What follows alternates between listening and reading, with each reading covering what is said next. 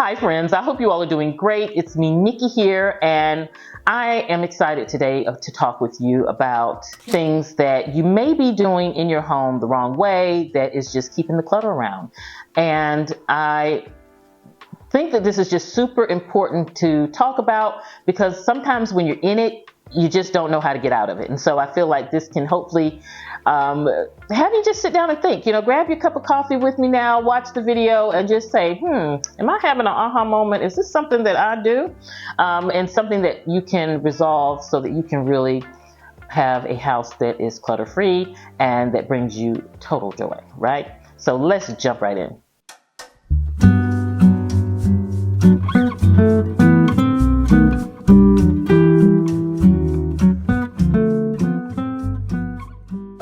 Okay friends, so my first tip on what you may be doing that is keeping that clutter around is that you may not be doing those tasks immediately that are under a minute.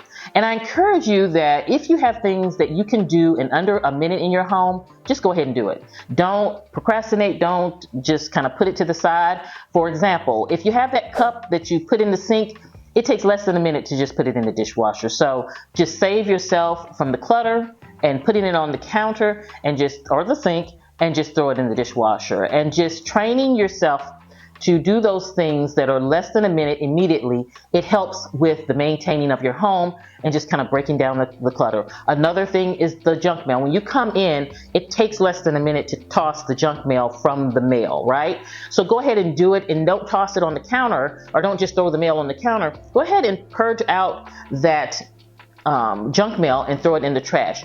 Even if, we'll talk about that too, but even if you put even if you put your mail on your counter, by purging out at least the junk mail, you've taken probably out maybe 80% of the paper clutter in that pile, because most of our mail these days is what? Junk mail. So again, all the tasks that you have that are under a minute, just do them right away. The second thing that you may be doing in your home that is keeping the clutter around is not making it easy to get to things. You have to make things easy for your family to get to, for you to get to, or it really just encourages you to just put it anywhere, or it's not easy to put back. So if you have kind of an appliance in a cabinet that you use every day, but you put it in a space where you have to get the ladder and kind of lift it up, it just is not user friendly. So you tend to just kind of leave it on the counter or kind of not put it away, and things start building up. If there's not an easy way to get the towels, then they're not going to just kind of put the towels down. They're just going to throw them to the side. So when you're thinking about the things in your home that are those go-to items that you're always grabbing, make sure that they're in simple, easy places to easily grab and easy to put back. And I would walk around my home and assess that and say, let me just walk around my home and see what it is that is not functioning properly, what is difficult to get to, and then kind of rearrange those things to make it easy. You will find by doing that, it really, really can help with resolving people just throwing things on the counter and your home being kind of in a cluttered state often. So make it easy to get and put back your things. Okay friends, this is the controversial one. Years ago, I did a video on my shoeless home, and to this day, I still get comments and conversations on that video. I love it because it's such an interesting, it's interesting how everybody varies on the subject. Some people just believe it's rude to ask people to take off your shoes, and others believe it's rude to have people not take off their shoes. And so, but there's tons of different cultural things about taking out your shoes. So many great conversations have been had over that video. It was one of the earlier, I think it's probably about 9 years old, 8 or 9 years old now, but I will link it below if you want to go check that video out. But for me, I am a shoeless home. When I think about it, we go out into this world with these shoes on, and we're pumping at the gas station, stepping in all kinds of stuff, and you come and you track that back in on your rugs and your carpet. It just does not set well with me as far as my home. The other thing that I notice is when you have a shoe-free home, you have less dust and dirt and clutter and on your floor, right? Because you're not tracking in the debris and the dust. And you don't think about it, but every day, all day, it really does make a difference. It makes a difference on the wear and tear of your carpet. If you have little ones that, are always on the floor with their hands, it makes a difference in how many times you got to call in sick because they have gotten germs, so they've gotten sick from the germs. So it's something to think about. And that's kind of my perspective on it. Again, your home is your home. You make the rules in your home. I'm just simply sharing with you kind of what I do and my reasoning behind it. So definitely, I encourage you guys to talk about it in the comments because, it's your home. So there is no wrong way when it comes to the decisions that you make for you and your family. That is your family. But I do love to have the conversation around that. So definitely kind of enjoy in the comments to go back and forth on that. My next thing that you may be doing that is causing clutter in your home is that you're not taking advantage of your downtime. I love taking advantage of my downtime to help tidy the home because I feel like that is time that could be wasted time when I could really be getting things done, but I don't feel like I'm kind of cleaning and working. And what I mean by that is when Mike and I are watching a movie or watching a TV show and that commercial, you know how we watch a lot of things that are streamed now, but they always have the ads that come up. So when there's a commercial or an ad, I use that time to pick our cups up and take them and put them in the dishwasher or go wipe down the counters or go do something that is all of a 2, 3, maybe even 5-minute task and then come back and watch the movie. If you don't do that, what you're doing is basically just sitting on the couch waiting for that time to go by so that you can go back to your movie, but it's not a great use of time, right? You're getting up, you're moving your body for a minute, you're putting something back, and you have been productive, and you don't even feel it. But by creating this thing in you to do that all of the time, it really is a great little tool, a great little technique that you can have to really maintain your home, because just all those little activities of sitting things here, sitting things that's what adds up to the clutter. And so you have to have something, even if it's little, as far as a commercial break, to really combat those times. So it's really, really a great little tool to do, and I encourage you to give it a try. So another thing that you may not be doing that is causing that laundry clutter in your home is not doing at least that load a day. Mike and I, we're a family of 2, with Bentley and I, we're a family of 4, but we still have to do that load of laundry a day between the linens and the towels and the clothes and all of that. I find that is a good way to just kind of keep it, on top of it.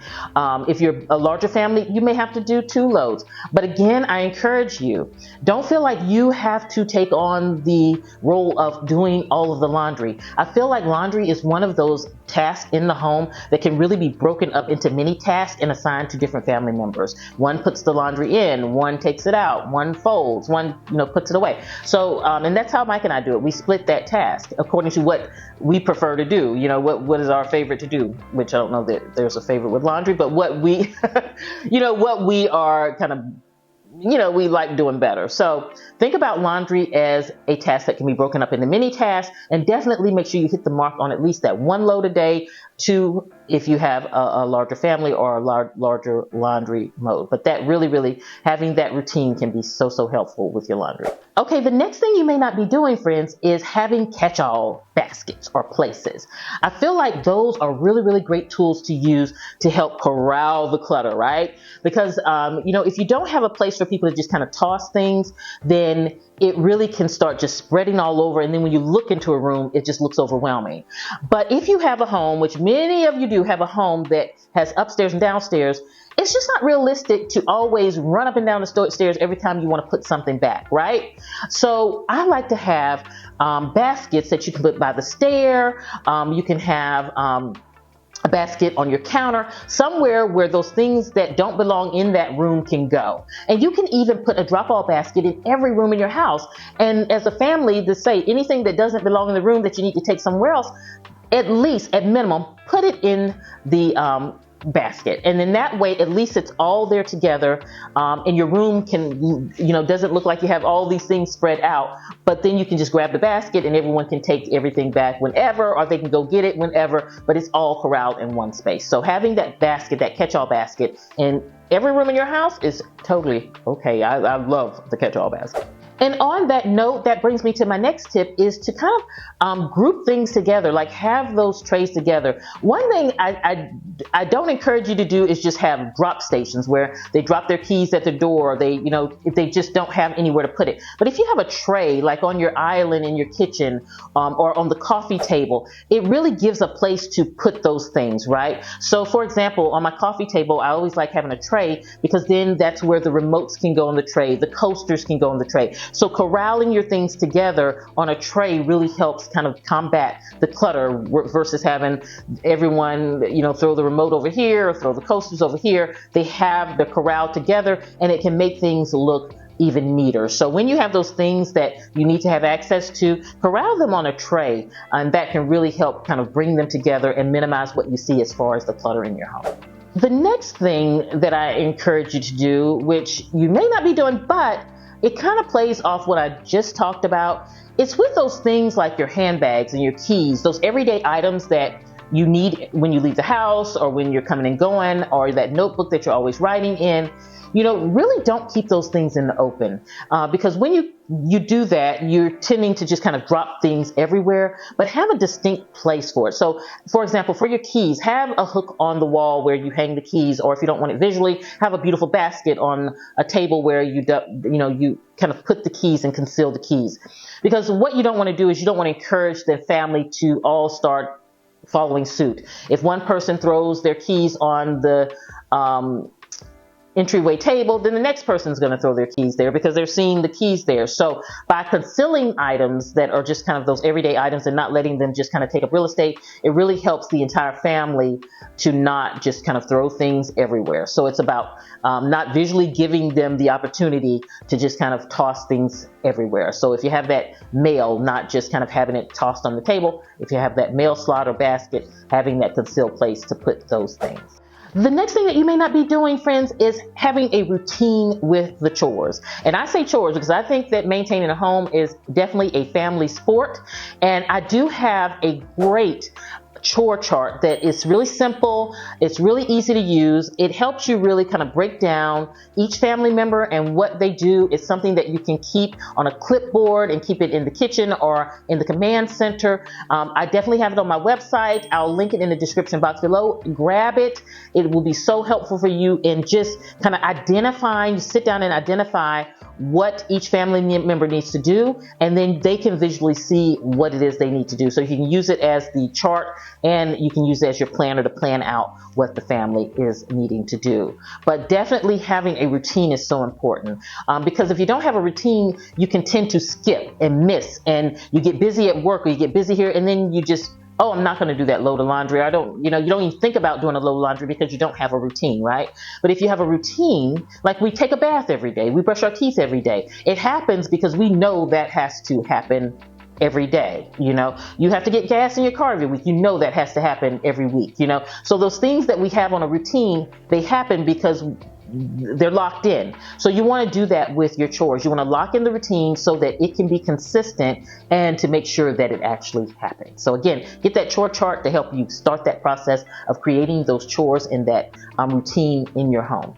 Friends, the next one, I preach it all the time because it is so true, that 15-minute sweep either in the morning or at night, however your sparkle time when you want to do it, but having the family take 15 minutes and just go through the house and whatever you can do, wipe the counter, put things away, whatever it is. It doesn't have to have any rhyme or reason, but just pick up and do it for 15 minutes. You will be so impressed with how much that keeps the clutter down in your home. So if you have not implemented that yet, I preach it all the time because it really works for so many families, so many of my clients. Definitely incorporate that 15-minute sweep for your family. The next, friends, is to make sure that there is a place for everything. When you don't have a place for your things, that's when stuff starts to get crazy because it starts to get thrown here and there. But if you identify where things go, it makes it easy, number one, to put it back, and it makes it so that you have a better chance of getting stuff back where it goes, right? So if you don't have a laundry bin to put dirty towels, where's the dirty towel going to go? It's going to go on the floor. Is there a chance it's going to go on the floor even if you have a laundry bin? Absolutely.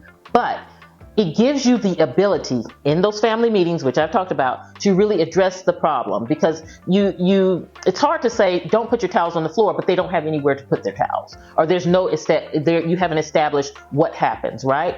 But if you do, then you're able to give that accountability.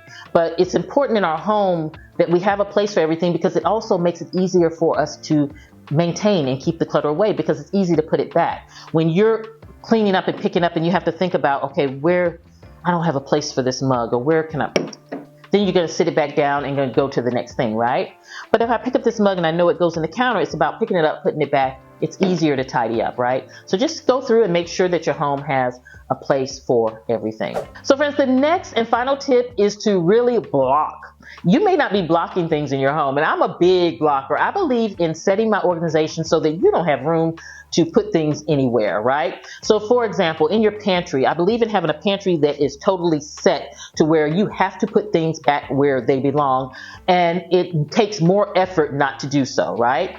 So like if you go into your pantry and you have just an empty shelf and everybody can just put cans and just put it wherever you can fit it, that looks so cluttered. It's hard to get to things. It's not efficient when you're trying to find that can of that can of pasta sauce. You can't find it because there's no rhyme or reason, right? But if you set your organization so that you have a bin or a basket on each shelf, there's no room to tuck things, it really makes it so that they gotta put things back where they belong, and the family is encouraged to put things back where they belong. So I don't like just kind of vacant shelves as far as being able to place things. Even if you have a shelf and you don't need to put anything on the shelf, don't leave it open. Put empty baskets if you have to. Block, so that they will not start just kind of having it as a catch-all, right? And this applies to your drawers, this applies to cabinets, this applies to everywhere in your home where you don't want to have the clutter. So friends, those are my tips on things that you may be doing in your home that is, keeping that clutter around. I hope that you have found it helpful. Definitely have conversations. Let's have some conversations in the comments about it. If you have any tips, please share them in the comments. We are all friend girls and friend gents here, and it's all about helping each other in our spaces. I do also want to shoot out a reminder. If you're not following me on Instagram, I am Facebook and Twitter and Pinterest and all of that. I am At Home with Nikki on all of those platforms. Also, if you are a person who loves the art of organization and you want to be a professional organizer and you just kind of don't know where to start with my course. My course takes you through from beginning to the end, the whole process of setting up your business. It's what I wish I had when I started in this business. And so I would love for you to take that course if that interests you and start your business also. I'll link my course down below. Friends, have a beautiful day. I will see you at the next video. And this is Nikki saying goodbye.